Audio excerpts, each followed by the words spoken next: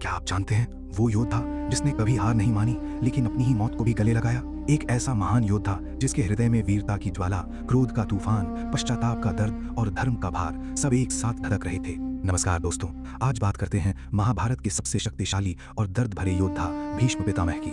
देवव्रत, जब ये नाम लिया जाता था तो स्वर्ग भी कांप उठता था। युवावस्था में ही उन्होंने पिता शांतनु की खुशी के लिए आजीवन ब्रह्मचर्य का प्रण लिया और भीष्म नाम पाया। उसे एक प्रण के लिए उन्होंने अपना पूरा जीवन त्याग दिया। गर्व से सीना चौड़ा हो जाता था जब वे कहते थे कि मेरा कर्तव्य ही मेरा धर्म है।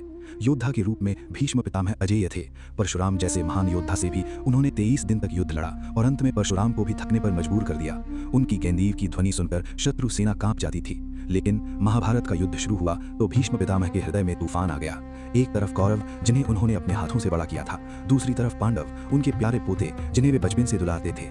गुस्सा तब आता था जब दुर्योधन अधर्म करता, गर्व तब होता जब वे कुरुक्षेत्र में खड़े होकर कहते कि जब तक मैं जिंदा हूं पांडवों का बाल भी बांका नहीं होगा, और पछतावा जब रात में अकेले बैठकर सोचते कि आज उन्होंने अपने ही खून के खिलाफ तलवार उठाई।